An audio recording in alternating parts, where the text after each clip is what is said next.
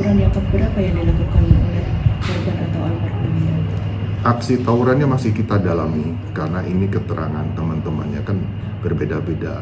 Ada yang bilang satu, ada yang bilang dua. Untuk prosedur atau penggunaan senjata api seperti apa sih? Ya, setiap anggota, ulangi, Kat. Setiap anggota Polri yang memiliki atau menggunakan senjata api atau organik senjata api kepolisian itu harus memahami prosedur atau SOP yang harus dilakukan. Karena setiap menggunakan senjata api itu ada prinsip yang harus dipahami oleh setiap anggota Polri, yaitu prinsip proporsionalitas dan pertanggungjawaban. Maksudnya apa? Penggunaan senjata api hanya dibenarkan jika proporsional terhadap ancaman yang dihadapi. Dan setelah upaya-upaya lain gagal dilakukan untuk menghentikan aksi kejahatan atau aksi lain yang berbahaya. Dan hal tersebut dapat dipertanggungjawabkan oleh anggota Polri tersebut. Nah, prinsip-prinsip itu yang harus ditekankan, yang harus dimiliki, yang harus dipahami oleh setiap anggota Polri yang memiliki senjata api. Tentunya penggunaan senjata api itu dapat dilakukan karena mengancam diri satu anggota Polri yang sedang melaksanakan tugas, mengancam jiwa orang lain, atau mengancam keselamatan secara umum. Dan ancaman-ancaman itu harus dapat dipahami skala ancamannya, dan tembakan atau pengeluaran senjata api itu harus segera dilaporkan dan dapat dipertanggungjawabkan pada pimpinan. Demikian. Berarti bisa dikatakan aksi ataupun spontanitas yang dilakukan Aibda Robik ini terlalu berlebihan atau seperti apa nanti? Untuk sementara waktu dalam proses penyidikan oleh Bid Propam Polda Jawa Tengah terhadap anggota berinisial R, dia melakukan tindakan excessive action, artinya melakukan tindakan berlebihan yang seharusnya beliau atau yang bersangkutan tersebut tidak perlu mengeluarkan tembakan yang mengarah kepada pelaku tawuran tersebut. Walaupun perkiraan beliau adalah ini adalah tawuran atau kreak atau begal.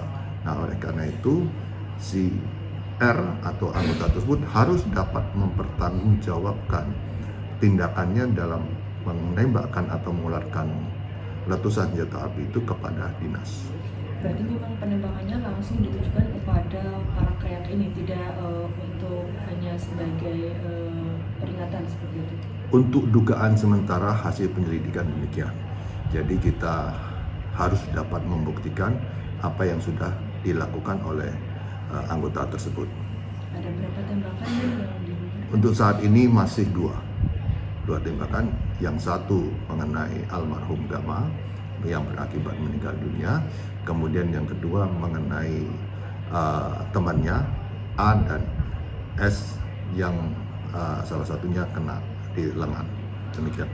Kalau untuk dalam situasi ataupun kondisi seperti aksi tawuran, kemudian juga aksi massa yang seperti itu, sebenarnya kalau dari pihak kepolisian sendiri itu siapapun anggotanya di bidang apapun dia menjabat, itu sebenarnya seperti apa caranya untuk membubarkan?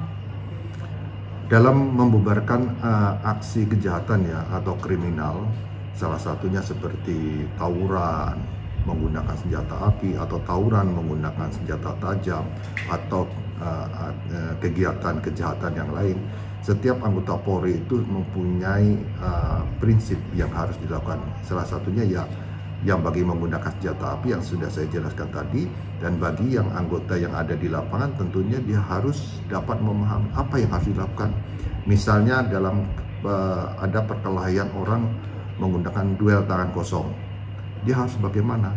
Memisahkannya pun harus memahami apakah pada saat duel tangan kosong bisa dilakukan sendiri atau oleh orang lain untuk memisahkan.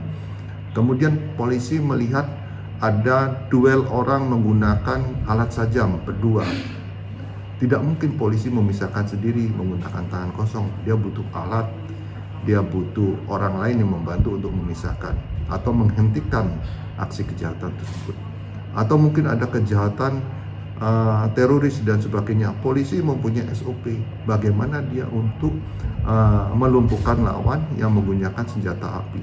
Nah, oleh karena itu Polri di sini harus betul-betul profesional, mempunyai kompetensi tinggi dalam menggunakan peralatan asus kepolisian, khususnya senjata api atau alat-alat lainnya. Demikian. Kalau untuk proses ekshumasi dari korban sendiri rencananya akan dilakukan kapan dan melibatkan siapa? Untuk ekshumasi almarhum Gama di Sragen, rencana akan dilakukan hari ini, Jumat, sekitar jam 1, dilakukan oleh kedokteran forensik yang dilakukan oleh Bitdokes Polda Jawa Tengah dan akan dihadiri oleh penyidik dan pihak keluarga. Demikian. Ini berarti untuk melengkapi penyelidikan yang sedang berlangsung ya, Dan ya? Betul. Jadi proses ekshumasi itu adalah untuk memahami pemahaman bagi penyidik tentang penyebab kematian dan sebagai salah satu alat bukti pada sidang pengadilan nantinya. Ya. Terakhir, berarti bisa dikonfirmasi ulang lagi untuk kejadian sebenarnya ini memang korban ini merupakan anggota KREA ataupun gangster yang ingin atau melakukan tawuran seperti itu, bukan hanya melintas di jalan saja. Betul. Jadi memang almarhum ini memang pelaku dari aksi tawuran atau KREA dan tentunya ini naas bagi almarhum. Kita turut berbela-sungkawa, kita doakan semoga almarhum diterima di sisi Allah Subhanahu wa taala. Amin ya rabbal alamin. Kalau dari informasi ataupun dari barang bukti ponsel dan lain sebagainya, ini aksi tawuran yang keberapa yang dilakukan oleh korban atau almarhum? Aksi tawurannya masih kita dalami karena ini keterangan teman-temannya kan berbeda-beda. Ada yang bilang 1, ada yang bilang 2. Tentunya ini kita fokus saja pada saat kejadian di lokasi saja dengan bukti HP yang sudah kita sita, karena di bukti HP itu ada isi percakapan mereka semua sebelum tawuran dan saat tawuran. Demikian.